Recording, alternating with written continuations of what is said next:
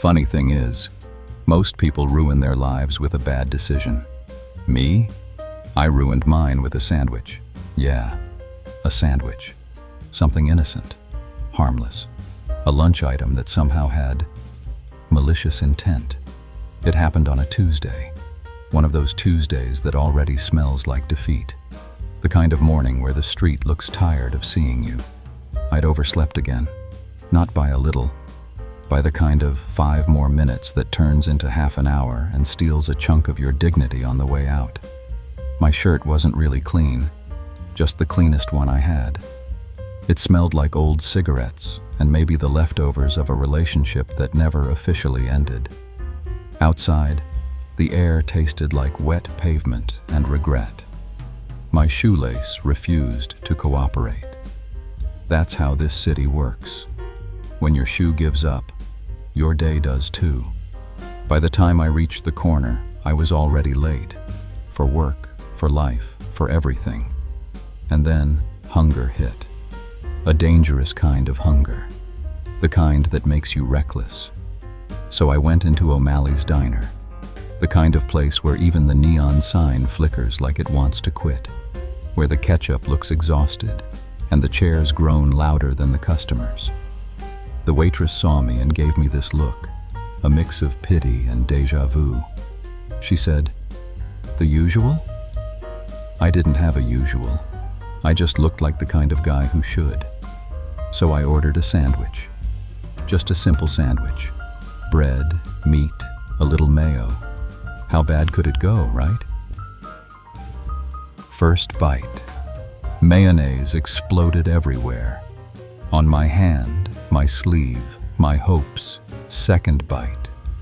The bottom bun collapsed, completely surrendered, like it had been holding on for dear life, and finally whispered, "I can't."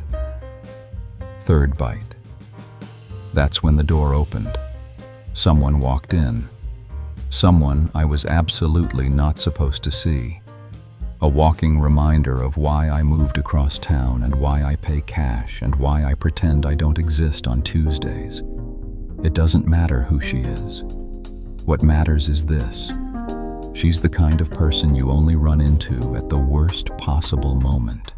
Which, apparently, was now. She saw me. I froze. Even my sandwich froze, lying there like a crime scene victim. Her eyes landed on me and slowly drifted downward to the mayonnaise streak on my face. Not just a little, a full smear of humiliation. I tried to wipe it, missed, smudged it, made it worse. At this point, even the napkin gave up on me. She didn't say a word, just stood there, silent, judgmental, like a jury that didn't need deliberation. Outside, the rain hit the window like it knew it was part of the story.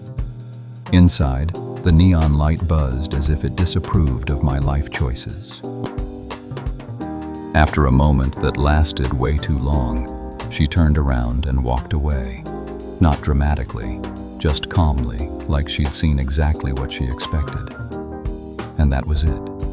No confrontation, no conversation. Just a quiet little collapse of everything I'd tried to rebuild. I looked down at my sandwich. It looked back at me. If sandwiches can do that. And I swear it was mocking me. Who she was, what happened after, why everything fell apart again. That's another story, one I'm not telling today. Anyway, but you should know this.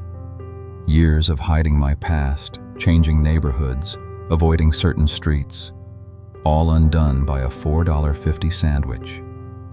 That's the thing about this city. It doesn't need gunfights or grand betrayals to ruin you. Sometimes it just needs one unlucky moment and one very messy lunch.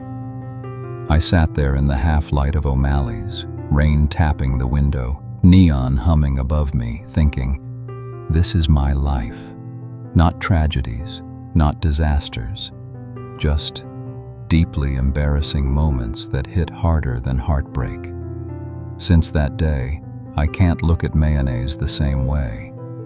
Every time I see it, I flinch a little, like the past is about to walk through a door again. People destroy themselves with alcohol, gambling, bad choices. But me, I get taken down by a sandwich that never meant well.